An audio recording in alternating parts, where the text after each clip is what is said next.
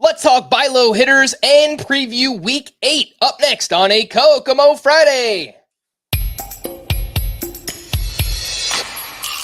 Alcantara, Soroka, you look so good in Boca. Peralta, Mano, Rindola, Giolito, Castillo, Yoshida, Mosu, Carlo and Fado, value so high, but ADP so low. Frank loves him some kind of Joe. Now let's get on with the show.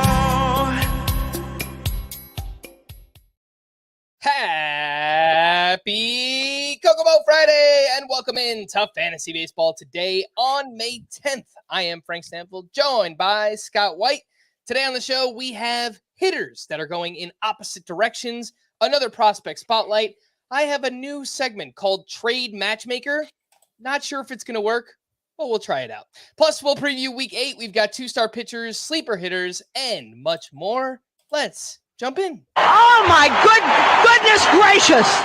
All right, Scott. With the many options to choose from, who is... Yeah, save it. 7 game slate today. So not many choices, but I'm going to go with Max Kepler here, who went 2 for 4 with a home run. And Max Kepler, it turns out, has been doing a lot of good lately at the plate. Last 6 games, he's now 11 for 22. Quick math, that's a 500 batting average over that 6-game stretch. 2 home runs, 6 doubles, only 3 strikeouts. His 14.6% strikeout rate is the best he's ever had. He's never been a high strikeout guy, but this is the best he's ever had. And he has hit a ball this year 115.4 miles per hour, which is his highest max exit velocity since 2016. So the version of Max Kepler we're seeing here, by the under the hood data, is maybe the best we've ever seen. And he's always been kind of a darling pick among certain fantasy analysts because he doesn't strike out much. He hits the ball pretty hard. He elevates pretty well, and it hasn't translated. He's had a couple good years, but for the most part, he's always been kind of underwhelming, and maybe he will be again. But just given how thin outfield is, it's like the thinnest position by a long shot. And the fact that low strikeout rate makes him well suited for points leagues, especially, which are the shallower outfield leagues. I think Kepler deserves more attention than he's gotten so far. His roster rate is just a little, it's right at 50%. So he's widely available at a thin position and doing good things. And a lot of the underlying data looks good. So if you have an outfield need, it's worth a shot. It's worth a shot. And this is a little sneak peek for the sleeper hitters later on, but he is on that list, Scott. Would you take Max Kepler ahead of Brent Rooker and Brian De La Cruz, 2 other popular outfield ads right now? In points leagues, for sure. Categories, I think I just updated my outfield rankings today. I think they're all in the same range. I think Rooker is the highest for me in categories leagues because he has a chance to be a category standout, obviously, in home runs. But we're talking 3 players who are right around 50th for me in the outfield rankings. Let me see if I have Kepler higher than that in points leagues, because I feel like I probably should, given the advantages of that low strikeout rate in that format. Let me double check that. If this drop-down menu would work properly, I could give you an answer quicker. But I keep misclicking, choking under the pressure. Cannot handle a mouse for the life of me.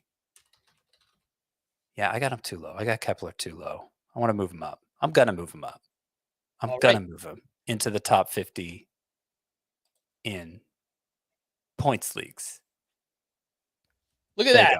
Live on the show, rankings updates, Max Kepler moving on up, doing some interesting things. And it's a small sample size this year, but he's hitting lefties really well. And he hit lefties well last year too. So the Twins are a team that likes to platoon a lot.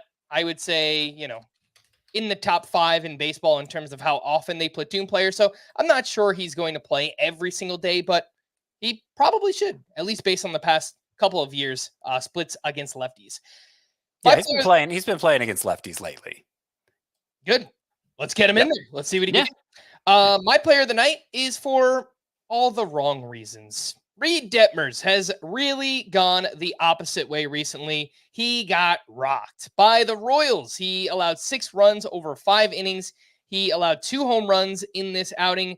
Still had 14 swinging strikes on 90 pitches. And oddly enough, he only allowed 4 hard hits. The average exit velocity against was actually really good, but it doesn't really matter when, the hard contact you do allow goes over the fence, right? So Reid Detmers, last 4 starts, an 8.74 ERA, a 1.59 whip.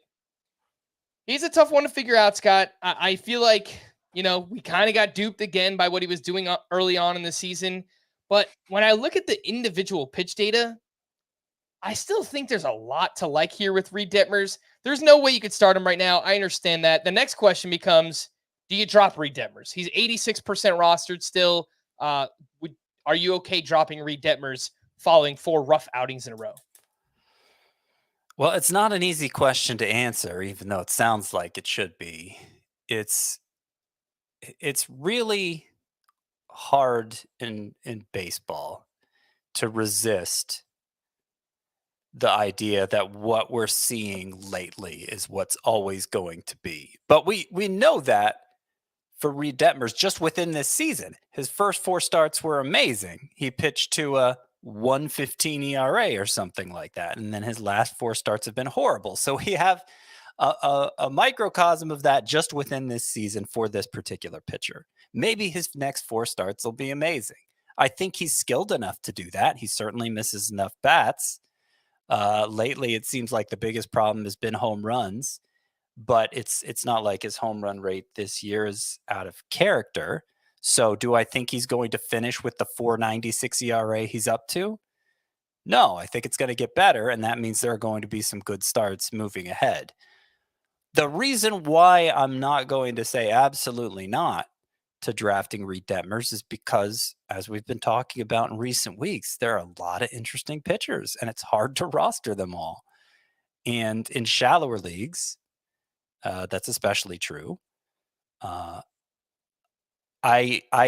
would still consider Reid Detmers a top 60 pitcher for me. So I think somebody in your league should probably be rostering him.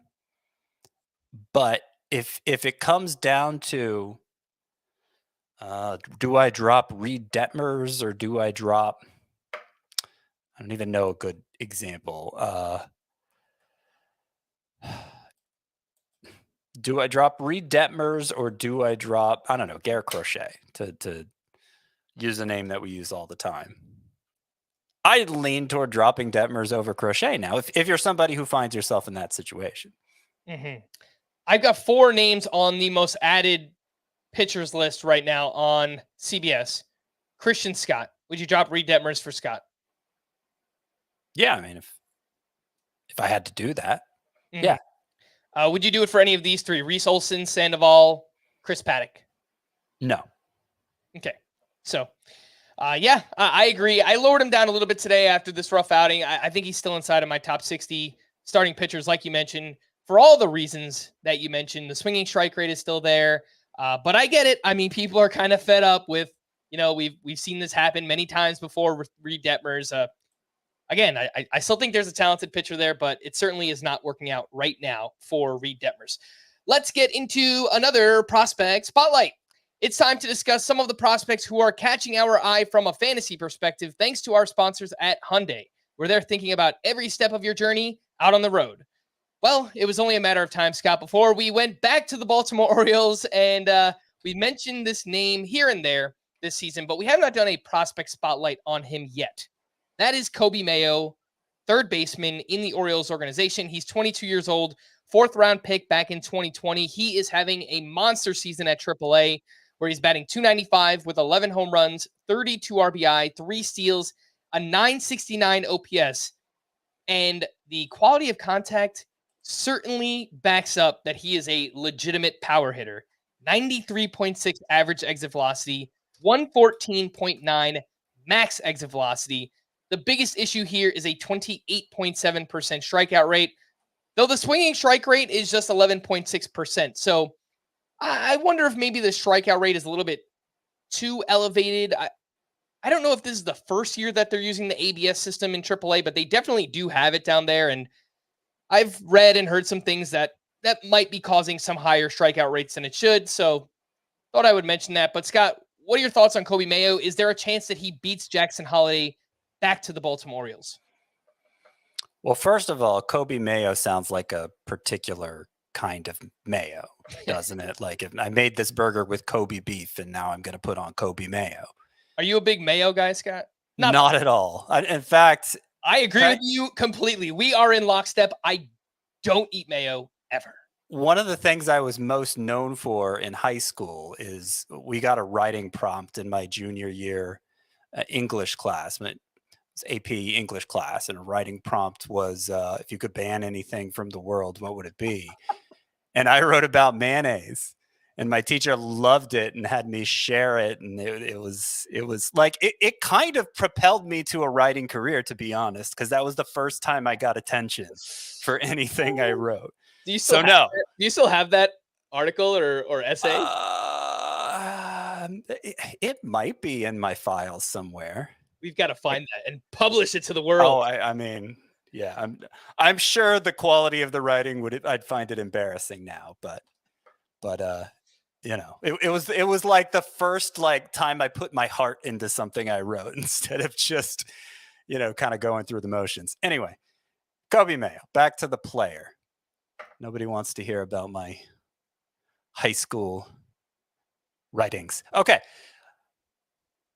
Tons of power, transcendent power here. And he really took a step forward as a prospect last year. Like he really broke through. The power was evident from the beginning. Big 6'5" guy. Seemed like he was going to project as a power hitter, but he broke through last year because the plate discipline was so improved.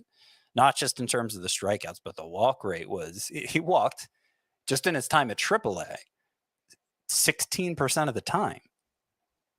So that's been almost cut in half this year, in addition to the strikeout rate going back up.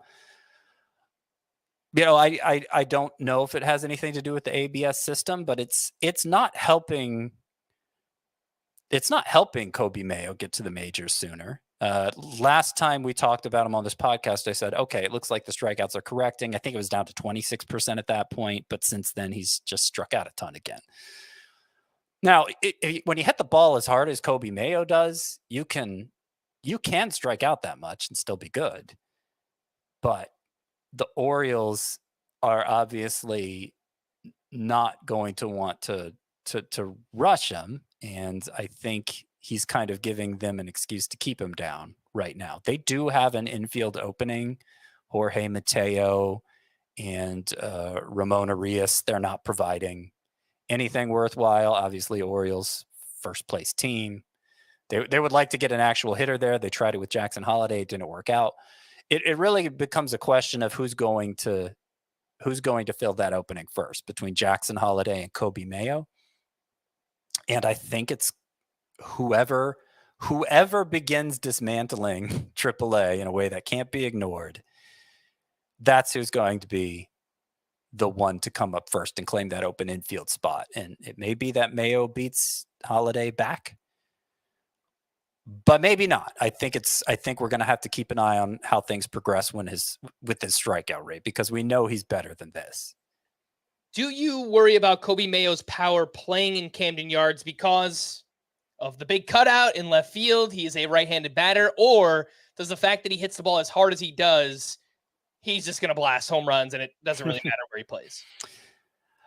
I mean, mostly the second answer. He's going to lose some home runs playing in Baltimore, but will he hit so many anyway that we won't even really think about it or wonder about it or be curious about it at all. I suspect that's the case. I expressed those concerns when Jordan Westberg was coming up about his home run potential being stifled by Camden Yards, and he's having a breakout year in spite of it. And I think Coby Mayo's raw power is significantly higher than Westberg's, which I don't know, Westberg's has turned out to be pretty good, but Mayo is next level as far as that goes. All right, Coby Mayo was one of Scott's 5 prospects on the verge of getting called up. Make sure to check out the latest prospect report, which is live on the site, cbssports.com/fantasy/baseball. Thanks again to Hyundai for sponsoring this segment and the show. Learn more at HyundaiUSA.com. Quick reminder to download and follow FBT in 5. That's our 5-minute podcast, wherever you listen to podcasts. And we have a bonus prospect episode coming out every Saturday of the season. Who knows? Maybe we'll even mention Coby Mayo again there. Let's take our first break. When we return, the news and notes right after this. And they're starting to get in the groove. So impressive. Block your schedules. Aces are coming to CBS Sports Network. Welcome back in the news and notes. Luis Robert has resumed hitting, and manager Pedro Grifol said Robert has gotten past a slight setback and isn't far off from starting a minor league rehab assignment.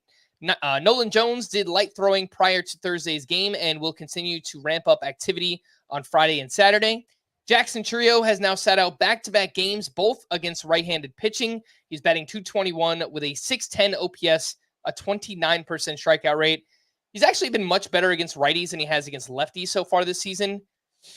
Scott, are you starting to get concerned about playing time here with Jackson Chourio? I'm concerned about a lot of things with Jackson Chourio, to be honest. The playing time will take care of itself if he's performing. He has not performed, and as I've mentioned every time we've brought him up this year, it's the contact quality that's most concerning for me, because usually when prospects are hyped like he was from the time he was 17, 18 years old and sped through the minor league system, got a big contract on the opening day roster at age 20, you kind of take the contact quality for granted. There may not be enough contact. He may swing at too many pitches he shouldn't swing at, but he hit the ball hard when he does connect with it. And whether you're talking average exit velocity, which is one thing, you may not have a high average exit velocity just because you're swinging at too many bad balls and getting too much weak contact. But the max exit velocity is 108.6, which I've seen worse, but for this transcendent talent like Jackson Chourio is supposed to be, that's discouraging. Mm-hmm. I don't think it's like an indictment on the rest of his career. He is only 20 after all, but I am not feeling good about him being a fantasy asset this year. Having said that, I think he's still in my top 40 outfielders just because that's the state of the outfield right now. And I think Chourio is going to keep getting chances. Yeah. But I can't say I have a ton of confidence in him at this point. As bad as the batting average has been, the strikeouts, the OPS, obviously, 4 home runs and 6 steals, in the first, 5-6 weeks of the season, he's on pace to go over 2020 as a rookie, but maybe he's going to do it in like an Anthony Volpe way where, the batting average really sinks you, but he is providing power and speed along the way. Tommy Edman remains limited to tee work. He has been cleared to up the intensity of his workouts, but Edman's progress remains slow with no return date in sight. He was placed on the 60-day IL earlier this week. Wilson Contreras underwent successful surgery to repair a fractured left forearm and is likely to be sidelined 10 weeks. The timeline earlier in the week was 6 to 8 weeks. So somehow it's gone up, and that means we won't get Wilson Contreras back until about late July. I started doing some preliminary waiver work for this weekend. my second catcher now in so many leagues is going to be so bad without Wilson Contreras. Oh my gosh. It is disheartening to say the least. Luis Rengifo was placed in the IL with an illness retroactive to May 6th. Kyron Paris was recalled by the Angels. Brandon Drury was also placed in the IL with tightness in his hamstring. Christian Javier will return Saturday against the Tigers. He missed nearly a month with a neck problem. Eduardo Rodriguez is close to beginning a throwing program after an MRI on Wednesday showed healing in his left shoulder. Brian Wu is expected to be activated to start Friday against the A's. He's up to 77% rostered. Should that be closer to 100%, Brian Wu? I moved him up to 65th. So would you drop Reid Detmers? I probably wouldn't, but they're not going to be far apart once I move down Reid Detmers. And Wu obviously has the upside to climb from there, but he's coming back from injury. He doesn't have much of a track record at the major league level. I do think there's a lot of swing and miss potential. He throws a lot of strikes for somebody who has his swing and miss potential. There's a lot to like here with Brian Wu, but how much will the Mariners coddle him? A lot of his starts last year were on the shorter side. And I kind of suspect that's going to be true again this year, certainly early on. But Wu has upside for sure. The Brewers are promoting one of their pitching prospects, Robert Gasser. Can't really get a much better name for that as a starting pitcher in Major League Baseball. To make his debut on Friday against the Cardinals, the Brewers were forced into a 6-man rotation because of Freddie Peralta's suspension. Gasser could be sent down after the start. I guess it obviously depends how he looks in the start. He's 24 years old, solid minor league career, 3.79 ERA, 128 whip, well over a strikeout per inning. Scott, any interest in Robert Gasser in deeper leagues? I mean, since it's probably going to be a short stay, I'm not that excited about him. The irony to him being named Gasser is that he doesn't actually throw that hard. He's more of a what would be the best way to describe it? I don't know. His strikeout rates are good for not throwing particularly hard. And he has like a 14% swinging strike rate in his brief time, his 3 starts at AAA this year. But the control is suspect, and just he's kind of an unconventional pitching prospect. He's been a difficult one for me to size up. I think it'll help to get a little sneak peek at him here, but I don't expect him to stick around for long this time. According to MLB Pipeline, Robert Gasser, left-handed pitcher, throws 91 to 94-ish, really good slider, and looks like a pretty solid cutter as well. But we'll see how he fares in his debut on Friday. The Pirates recalled Nick Gonzalez from AAA, 30 games there this year. He was batting .358 with 4 home runs, a .1039 OPS, just a 17.5% strikeout rate. Strikeouts have been a big problem for Nick Gonzalez in the minors. 90.9 mile per hour average exit velocity. He's still only 24 years old, 7th overall pick back in 2020. I'm not saying it's going to work out, Scott, but if it was going to work out, lowering the strikeout rate and hitting the ball a lot harder seems like a way that it would. Yeah, and I have heard talk of some adjustments he's made because he obviously hadn't lived up to the potential, the hype he got when the Pirates originally drafted him, and strikeouts were a big reason for it. So it does seem like Nick Gonzalez has kind of reinvented himself here, and maybe could end up being good after all, but reasonable to approach him with skepticism right now.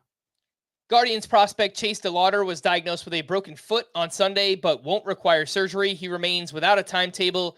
Had a huge spring, but it sounds like we won't be seeing Chase DeLauder anytime soon with the Guardians. Sound the alarms, regression alert for 2 pitchers here on Thursday. Sonny Gray got knocked around at the Brewers. He allowed 6 runs over 5 innings, including 3 home runs in the start. He gave up 10 hard hits in this one, and the truth is he really just got hit hard. I didn't really see anything concerning under the hood when I looked at this start. He also just faced the Brewers a couple of weeks ago, so they saw him recently. That is Sonny Gray. And Logan Gilbert got smacked around at the Minnesota Twins, who are red hot. I think they won something like 15 of their past 17 games, and their offense has really come alive. 4 innings, 8 runs allowed. Still had 18 swinging strikes on 91 pitches here for Logan Gilbert. Looks like he did not have the fastball or the cutter working at all. He also got BABIP'd, 5.33 BABIP in this start against Logan Gilbert. Entered this one with a 1.69 ERA, so obviously that was not going to remain. It's just unfortunate it all came in one start here, Scott. Anything actually concerning about Gilbert or Sonny Gray here? No, I think it's pure regression for both. Sonny Gray's ERA was even more ridiculous. I believe it was 0.89. And yeah, obviously those aren't going to last. They're, for as ugly as these starts were, both pitchers still have a great ERA on the year, better than we usually see from them. If these crooked stat lines revealed something scary like reduced velocity, I might be more concerned, but that wasn't the case. I think Sonny Gray just happened to give up 3 home runs. I think Logan Gilbert, as you pointed out, he had some bad batted ball luck here. And, everything regresses to the mean. Like I've been saying, it's going to happen for pitchers who seemed like they couldn't miss up to this point. Who did all that damage against Logan Gilbert? The Twins scored 11 runs total on 11 hits, including 2 home runs. Ryan Jeffers went 1 for 2 with a walk and his 8th home run. He is on fire. As we mentioned yesterday, Scott and I both moved Ryan Jeffers inside of our top 10 catchers rest of season. We spoke about Max Kepler, who went 2 for 4 with his 3rd home run. A name we have not mentioned, Jose Miranda, went 2 for 4 with a double, 3 runs scored.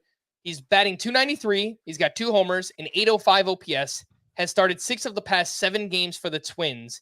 And you remember last year coming into the season, there was some hype around Jose Miranda. The ADP was right around 150. He's getting a chance now. Scott, in deeper leagues, anything to see here with Jose Miranda? I mean, I have him in an AL-only league, and it's an AL-only roto league, so big lineup. I've been starting him. That's what you have to do in an AL-only league. I've been pleased with what I've gotten from him. It's more than I expected. Of course, last year was derailed by a shoulder impingement that eventually required surgery. I don't remember the whole history of that, if it had some impact on his disappointing production. It's reasonable to think it did, but I don't remember the exact timeline there. I will say, though, the exit velocity data looks worse for Miranda this year than it did last year. It's bad. And the strikeout rate, it was exactly 15.8 both years. Maybe a little lower than that this year, but basically the exact same. Very good strikeout rate, but not any different. I don't see a lot of change here under the hood for Miranda, even though the results have been much better. And it's a difficult fit for him in this Twins lineup. He's not a great defensive third baseman. They'd kind of been transitioning him to first base. Third base is the way to get him in the lineup now, but Royce Lewis is going to be back sooner than later. And I think that's going to leave with Jose Miranda without a spot to play. I don't think it's far-fetched to say his numbers will have regressed to a point that the Twins won't mind losing him when that happens.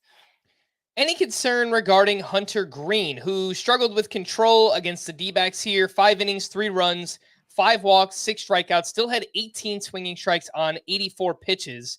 His fastball velocity was down 2.6 miles per hour. He averaged 95.4. The usual is 98 for Hunter Greene. And here was a quote that I saw from him after the start. Quote, "It was a sluggish day from when I got to the field. I was just grinding from the first pitch, trying to make the most of it and still go out there and compete and give the team a chance." It was an early start time too, so maybe that's part of it. But Scott, any lasting concern here about Hunter Greene's velo being down? You don't like to see it. He says he was feeling sluggish, as you point out. So I don't know exactly what that means. Like he was feeling sluggish, like his shoulder didn't have its usual strength, or he was just feeling tired. I don't know exactly what he means by sluggish. You don't hear too often about pitchers' velocity dropping like this just because they're tired or whatever. But, it's not going to be a concern, I think, unless next start we see the same thing from Hunter Greene. So I wouldn't panic yet. He's been pretty good so far. I don't think we should expect him to turn into an ace this year. But yeah, I think we'll just have to keep an eye on this velocity situation. I presume right now it's just an aberration. We'll see. Let's slide into the waiver wire, and we'll first talk about hitters. Michael Conforto could be available in some shallower leagues. He is up to 77% rostered. He's quietly been really solid, 2 for 3 with a walk and his 7th home run. He's homered in back-to-back games. He's batting .275 with an .822 OPS. He's hitting lefties well. The expected stats look pretty good for Conforto, .263 xBA, .487 xSlug. Scott, would you have Conforto ahead of the names we mentioned earlier, the Max Keplers and Brent Rookers of the world? No, I prefer Kepler and Rooker to Conforto. I've not had a lot of confidence in Conforto. He hit those 4 home runs right away and then did nothing, and now he's kind of having a second power binge here. I did notice his fly ball rate is up. It's closing in on 45%, which is high. It's higher than we're used to seeing from him. His home run to fly ball rate is normal. It's what it's been the previous couple years. It was higher like in 2019 when we thought of Michael Conforto as this 30 homer guy because home runs were so easy to come by. But in recent years, his home run to fly ball rate this year looks like it has then. So I guess if he can sustain the higher fly ball rate, maybe he can continue to exceed expectations like this. But I would bet on that normalizing rather than becoming just the new normal for Conforto right now. So hot hand play at a weak position, I get it. I'd consider him a sell high candidate though, and leagues deep enough that you could even consider that you could find a buyer for him. Okay. Jeimer Candelario is slowly coming around. He went 2 for 4 with his 4th home run, and over his last 8 games, he's batting .379 with 2 homers, hitting the ball really hard, tons of line drives during that time. Candelario is 66% rostered. If he was dropped, would you be looking to re-add Candelario? Somebody I think we universally liked as a sleeper this season. Yeah, so I actually hadn't noticed that he was beginning to pick things up at the plate. I guess it's not terribly surprising. Everything regresses to the mean, right? He's not a young guy, and I was most concerned about how inflated his strikeout rate was. It was insanely high. And let's see, has it gotten much better? It was in the mid-30s before. Now it is down to, for Jeimer Candelario, it's down in the low 30s, so it's getting better. Yeah, we did like him as a sleeper coming in. It seems like a career high in home runs is to be expected given the park he's playing in now in Cincinnati. And his playing times should be pretty secure with Noel V. Marte still out and Christian Encarnacion Strand down now for 6 weeks. So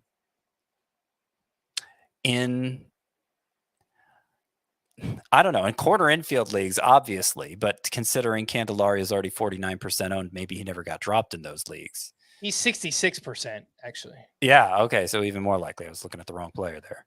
Mm-hmm. So I'm trying to remember, who were we talking about yesterday as a first base? Like, we were talking, can you drop Spencer Torkelson? And we were like, no, I'm not going to drop Torkelson for Candelario. I agree. Can you drop... Who was another struggling one? Michael Bush for Candelario. Yandy Diaz, and I'm not going to drop Yandy Diaz. Michael Bush, yeah. Yeah, I mean, I could in the sort of league where you could even consider dropping Michael Bush because it's shallow enough. I could see swapping him out for the hotter hand. But I don't know that in the long run you're gaining much there. Okay.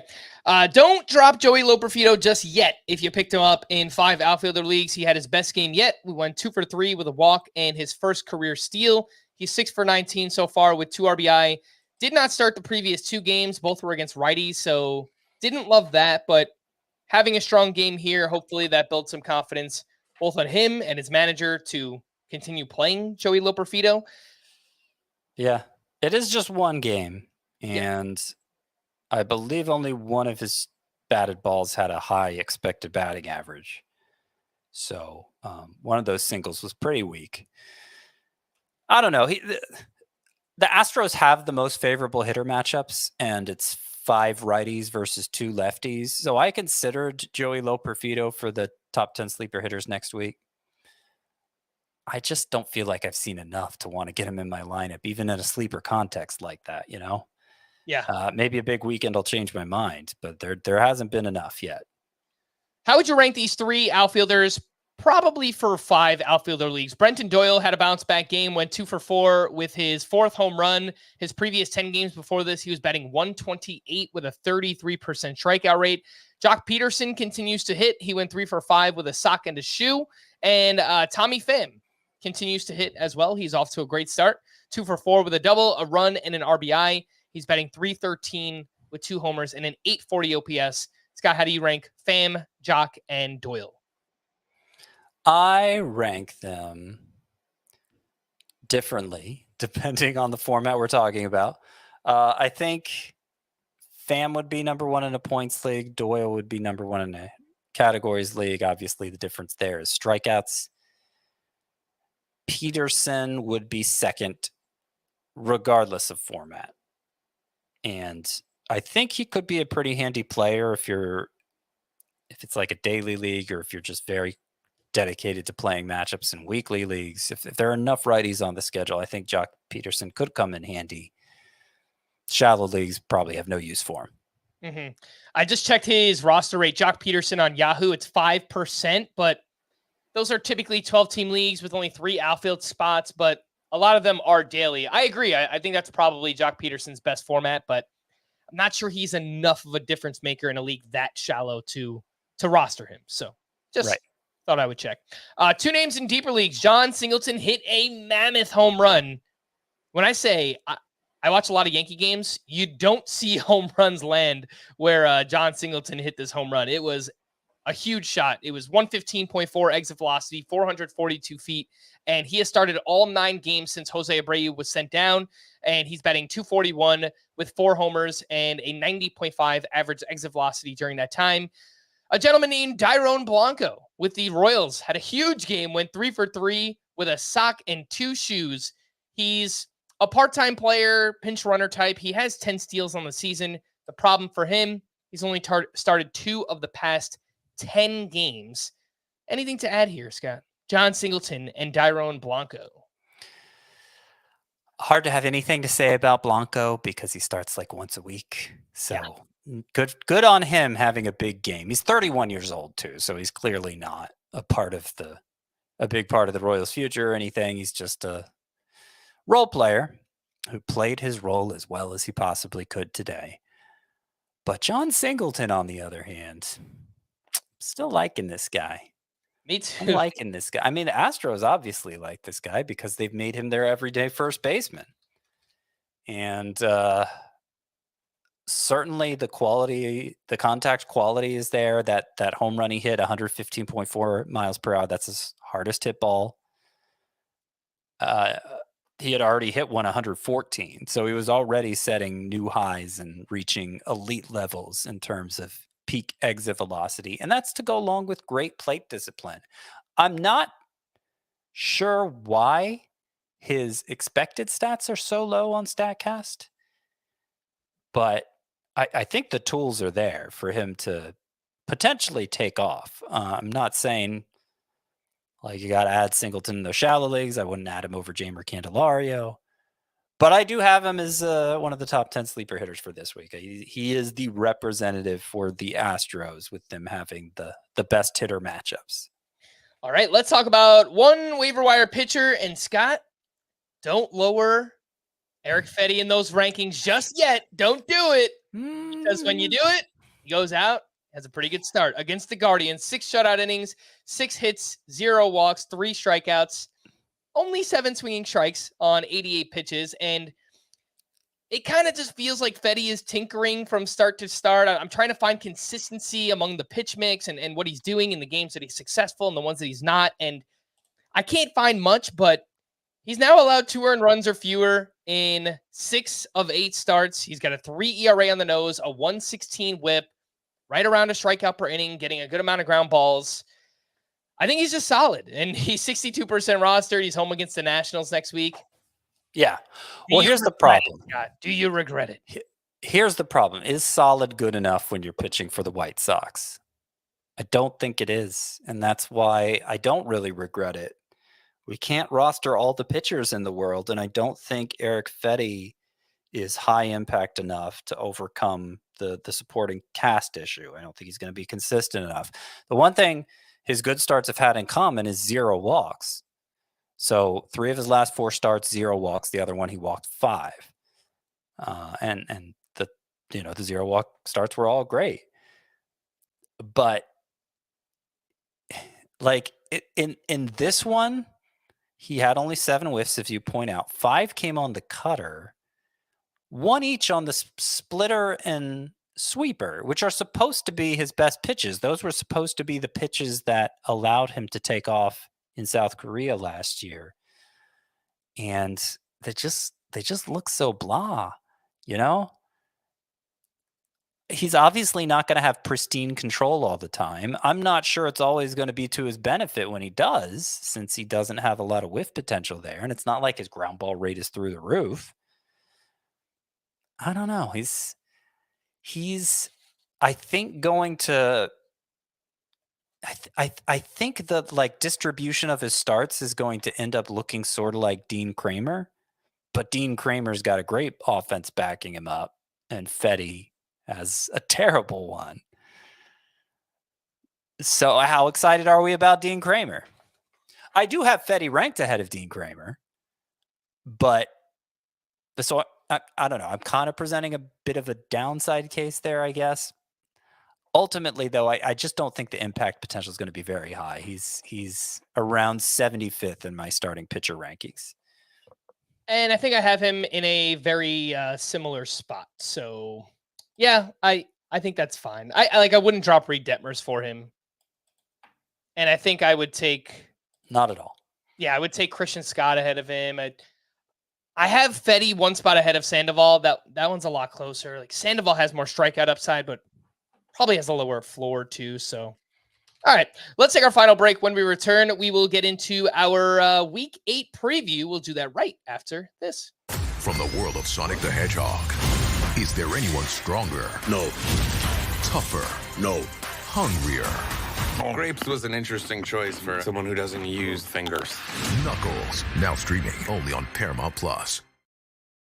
Welcome back in. Let's get into our Week 8 preview, and we will start things off with the schedule. 20 teams have 6 games next week. 10 teams have 7 games, including the Rays, Pirates, Phillies, A's, Mets, Dodgers, Astros, Reds, Cubs, and Red Sox.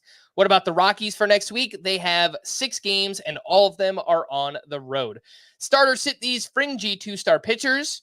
The aforementioned Hunter Greene, velocity was down. He's at the D-backs and at the Dodgers next week.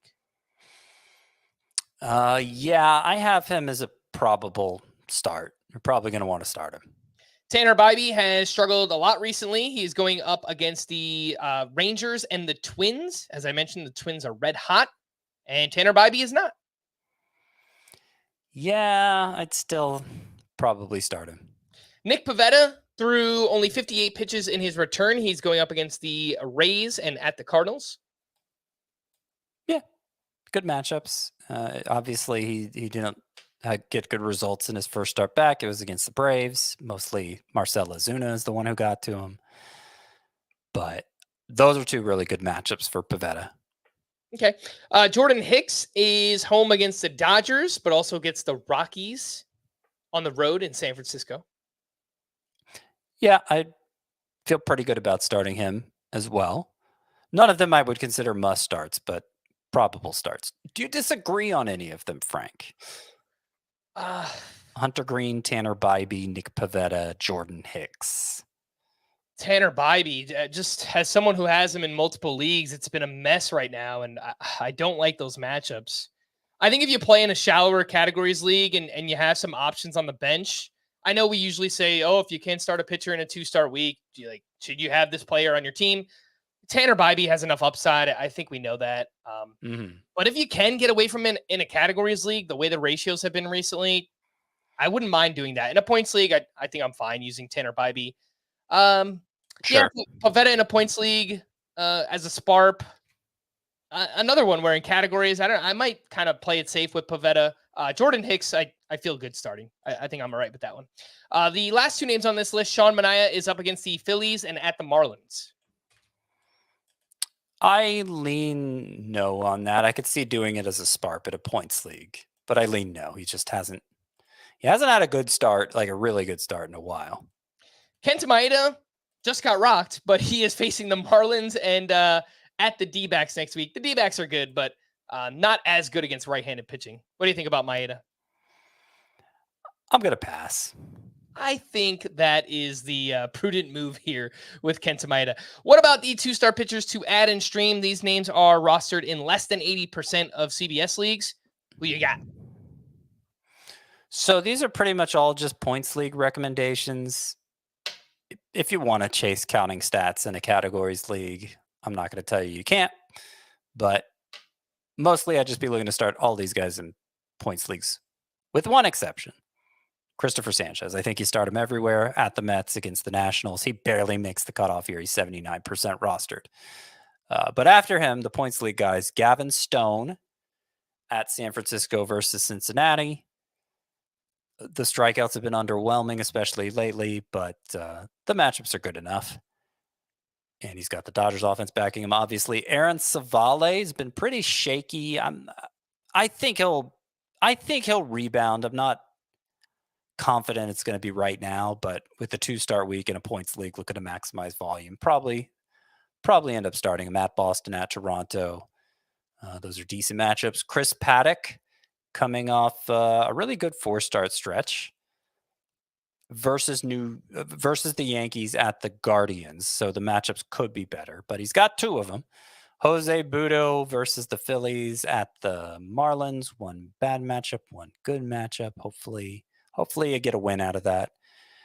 Graham Ashcraft at the Diamondbacks at the Dodgers. Not the greatest matchups, but he's been steady enough to, I think, earn points league consideration. Anytime he's making 2 starts, that's Graham Ashcraft. And if you want a really highly available option, Jose Soriano will go to that well again. His first matchup is great against the Cardinals. Second matchup at the Rangers, not so great. The stuff still looks tremendous. He's just struggling. He's kind of doing the Edward Cabrera thing, is Jose Soriano, but doesn't have such a long history of it that we need to be as dismissive of him. And again, only 13% rostered is Jose Soriano. If you miss out on the 2-star pitchers, who are some single-start streamers for next week?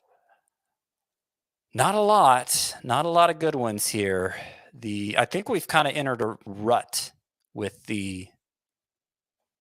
both the pitchers and hitters for this segment. They're like, everybody's kind of picked through everything already, and what's left is generally not that appetizing. But 3 decent ones this week, at least. John Means against the Mariners. I think that's pretty attractive. I'd start him all over all those 2-start guys again, except for Christopher Sanchez. That's John Means. Reese Olson gets the Marlins. He doesn't have a win yet, but he's a winner in my book. And Erick Fedde, he gets the Nationals. Yeah, I kind of like that group of the single-start streamers. So, yeah, I don't really mind them. I was about to say that I would start all 3 over Tanner Bybee next week, but that's probably a little bit too reckless. So I will retract my thought there. What about the hitters for next week? The best matchups include the Astros, the Angels, the Pirates, the Phillies, and the Tigers. And the worst hitter matchups, Orioles, Blue Jays, Nationals, Rays, and the A's. who are the sleeper hitters for week 8? I do want to say I came up with 5 good hitter matchups, 5 teams with good hitter matchups, because that's what's required of me. But it was a stretch to get there. They're only with all the pitchers who are pitching well right now. It was a stretch to get to 5. I feel like only the first 4 of those teams really have hitter matchups that are that good. And so that really limited my selection of sleeper hitters here, because there weren't a lot of matchup related choices. So a lot of them are just hot hand plays, which I don't really prefer from a process standpoint. I feel like when I lean on a guy just because he's hot heading into the weekend, him just sustaining that hotness throughout the following week doesn't always work out. But anyway, that's why Max Kepler's at the top of the list, because obviously he's hot, as we already talked about. Brent Rooker, he's hot. I actually have the Athletics as the 5th worst hitter matchup, and yet here I am recommending Brent Rooker, which shows you how limited my choices were, because I also hate to ever choose sleeper hitters who are on teams with bad matchups. Brian De La Cruz, the Marlins matchups are on the better end for a week where not many teams have good hitter matchups, and De La Cruz has been hot, of course. Mark Canha, the Tigers had the 5th best hitter matchups, to whatever degree that means anything. 3 of the pitchers on tap are lefties, and Canha certainly this year has been mashing lefties. John Singleton, who I mentioned, with the Astros having the best hitter matchups and only 2 lefties in their 7 games. I think he's a fine play. Might roll the dice on Joe Adell, with the Angels having the 2nd best matchups. Might roll the dice on Spencer Torkelson. Worked out Anthony Rizzo. I predicted the week he'd come back to life. Torkelson's been getting some hits here and there lately. And the Tigers, 5th best hitter matchup. So maybe this is the week. But boy, I'm reaching here, clearly. Willie Castro, he's been performing well lately. The Twins matchups aren't so bad. Brandon Marsh, Phillies have the 4th best hitter matchups, 4 righties on the schedule. I don't know if that's reason enough to start Marsh. I'm rounding out the list here with Kyle Manzardo, who has 1 major league hit so far. But no lefties on the schedule for the Guardians, so I think that would benefit Manzardo. Do I really want to start him? No, I really don't, but you may be desperate enough to try. All right. Well, I had this trade matchmaker I wanted to do. I'm sitting here thinking, what did we talk about for an hour, Scott? We talked about my paper on mayonnaise in the 11th grade. That was it. I was just thinking, maybe we spoke about mayonnaise for too long, but here we are. I was just long-winded, probably. Give me a space of time to fill, and I will fill it, baby. That is your job. That is your job to say. I'll just quickly mention the names, and if we get a short slate coming up soon, we can dive into this a little bit more. But the 6 buy low hitters I was going to present were Matt Olson, Vladimir Guerrero Jr., Manny Machado, Brian Reynolds, Alex Bregman, and Vinny Pasquantino, who had a big game on Thursday. He went 2 for 5 with his 5th home run. It was a blast. 110.6 exit velocity, 442 feet. With the exception of Bregman, all of those names I just mentioned, their expected stats are much better than their actual numbers so far this season. And the thought on Bregman is that he just gets off to these slow starts. He got off to a slow start last year as well. Bregman's first 38 games last season. This went through May 12th, so basically where we are right now. He hit 201 with 4 homers and a 650 OPS. He still finished hitting 262, 25 home runs, and an 804 OPS. He's also in a contract year. So, yes, I was going to bring up Bregman and the rest of those names. And I had a bunch of potential sell high candidates. It might have been a good segment. I don't know. We'll break it out someday soon. Want to wrap up with some other leftovers. Mention some hitters that are going in opposite directions right now, Scott. 2 names that are slowing down that I hadn't really realized, but Lourdes Gurriel, his first 23 games, he hit 300 with a 852 OPS. His last 11 games, he's batting .087 with 1 extra base hit, not hitting the ball hard at all during that span. And Spencer Steer, his first 20 games, hit 324, 3 homers, 4 steals. His last 17 games, batting 133, but he's still running. He has 6 steals during that time, and it looks like he's just hitting way too many fly balls. Any actual concern with either Steer or Lourdes Gurriel? Not really for Steer. He has a great park to hit in, obviously the best. The kind of park that's going to make his not so stellar power, it's going to make it stand up. And he steals plenty of bases. It's a diverse skill set, obviously plenty of job security. In terms of like how many points he scored, it's still really high for the season, even though he's slumped recently. If you go rank in a points league, at least sortable stats at first base, third base, Steer's going to be very high up there. So I wouldn't sweat it so much with him.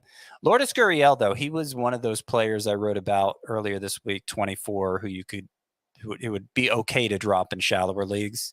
I was kind of floored to see Lourdes Gurriel. Well, now he's rostered in 96% of leagues. And I just don't think he deserves that. That feels like a guy who had a really strong first week. And it kind of stuck with him in terms of people's perception when he's done basically nothing since then. And he's been around long enough that we know who he is. He might hit 260 with 25 homers and with low on base percentage, which is good enough that he probably needs to be started in all 5 outfielder leagues, but in 3 outfielder points leagues, pretty fringy. If you want to dump Lourdes Gurriel for the hot hand there, I think that's totally fine. All right, and then 3 hitters who are picking things up. Aaron Judge looks like he's back. 1 for 4 with his 9th home run. It was a blast. 115.7 exit velocity, 473 feet for Aaron Judge. Over his last 12 games, he's batting .372 with 5 home runs, 12 RBI, 98.3 average exit velocity. Thairo Estrada is picking things up. He went 2 for 3 with a walk, and over his last 16 games, he's batting .293 with 2 home runs, 10 RBI, and 1 steal. I would like to see Estrada run more. He's still 75th percentile in sprint speed. I wonder if this is maybe a Bob Melvin thing, because the Giants are currently 29th in stolen bases as a team so far this season. That could impact Thairo Estrada long-term. And Michael Garcia, who continues to pick things back up, 3 for 5 with 2 doubles, 2 runs, and 2 RBI. Over his last 19 games, he's batting .329 with 1 homer, 7 doubles, 12 runs, 12 RBI, and 4 steals. So it was a hot start for Michael Garcia, cold middle, and then he is very hot once again. Anything else to add on Garcia, Estrada, and Aaron Judge? I think you basically summed it up. If I could add a comment on Alex Bregman, who you want from the segment that never was. So I am pretty much everybody you mentioned there, I think is going to regress to the mean in a very good way. And I think Alex Bregman, same thing. You mentioned the expected stats didn't look great for him. They never look great for him. He's kind of weird like his teammate Jose Altuve in that way, but the strikeout rate is normal, which is to say very low. The max exit velocity is normal. I don't see a diminishment in skill there for Alex Bregman, which means he's probably going to be fine. But I wanted to mention that there was that curious story from this spring about how he spent a lot of time swinging weighted bats this offseason and had improved his the velocity on his swing by like 4 miles per hour. And he was trying to get back to being the 40 homer guy he was in 2019. Somebody needs to tell Alex Bregman it's not 2019 anymore. And I just wonder if that might be contributing to the slow start, because he did kind of do like he kind of meddled with his mechanics there, given his history, given that all that data still looks normal for him. It's probably not a big deal, but it is in the back of my mind, and I thought it was worth bringing up. All right, some leftovers we will quickly run through. Pablo Lopez pitched a gem against the Mariners, 6 1/3 innings, 1 run, 10 strikeouts, 0 walks. He had 15 swinging strikes on 100 pitches. He has 8+ strikeouts in 3 straight. Ronel Blanco was solid at the Yankees, 5 2/3 innings, 2 runs allowed, 4 walks to 5 strikeouts. Allowed a ton of hard contact in this start. And I know Chris brought him up on on Monday's podcast as a sell high. I agree with Ronel Blanco. I mean, he's just walking too many batters for like the amount of strikeouts that he gets. And at some point, those walks are going to hurt Ronel Blanco in a big way. So if you could turn him into, I don't know, a viable starter at an offensive position anywhere, I think I'd be looking to do something like that. Yeah, I mean, to that point, FIP and XFIP for him are both around 420. Even though his ERA is as low as it is. For what it's worth, xERA is much, much lower. So the quality really of contact, like Ronel Blanco does not give up hits. And he threw a no-hitter, but like he is built not to give up hits. And so maybe he can overcome a 4.1 walk per 9 rate better than most pitchers can. But there is some amount of regression coming, I would agree. Some of the hitting leftovers, Elly De La Cruz just continues to run 2 for 3 with a walk and 2 more steals. He is batting .264 with 8 homers, 28 runs, and 23 steals. His 150 game pace, 32 homers, 93 steals for Elly De La Cruz. Yordan Alvarez needed to get back on track, and he went 2 for 5 with his 8th home run. Previous 14 games entering this game, 154 batting average with 2 homers, and way too many fly balls for Yordan Alvarez. Jose Ramirez and Josh Neller, they went back-to-back here on Thursday. Ramirez's 8th homer and Josh Naylor's 10th. Some bullpen updates for the D-backs. Paul Sewald got the 9th with a 1-run lead. He struck out 2 for his first save of the season. For the Astros, Josh Hader got the final 4 outs for his 4th save. And for the White Sox, Michael Kopech got the final 4 outs with just a 1-run lead. He picked up his 4th save of the season as well. To stream or not to stream? And I just realized that I did not write down the matchups beforehand, Scott. So we've got to go. We've got to go the old way. Important detail, Frank. Yes, for your favorite segment that has ever existed, to stream or not to stream. So I will just run through some names and you tell me if you like them or not. On Friday, we have Javier Assad at the Pirates. That's probably going to be among the better ones. Casey Mize at home against the Astros. Nah. Clark Schmidt at the Rays. I'd rather not. Taj Bradley's season debut against the Yankees. I like him more than Schmidt, but less than Assad. Brandon, I do want to mention, because I read about Taj Bradley for Waiver Wire today, or yesterday, I should say. New splitter. He's throwing 20% of the time. He was untouchable at AAA with that and getting a lot more strikeouts than we ever saw him get at that level of the minors. So definitely worth picking up if he's available, but it's scary to start him out against the Yankees straight off the IL. Brendan Pfaadt at the Orioles. Nah. Robert Gasser in his debut against the Cardinals. No. Griffin Canning against the Royals. Nah. Paul Blackburn at the Mariners. I mean, if you're really desperate to get another start in there, it sounds like one of the better ones. Andrew Abbott at the Giants. That's okay. Yeah. So it sounds like Abbott, Assad, and was there anyone else that we really liked? Maybe Taj Bradley? Yeah. Assad's the only one that I firmly support. On Saturday, we have Simeon Woods Richardson in a revenge game at the Blue Jays. I don't think so. Nah, not a lot of faith in him. John Means against the D-backs. They are so good against lefties. I don't know.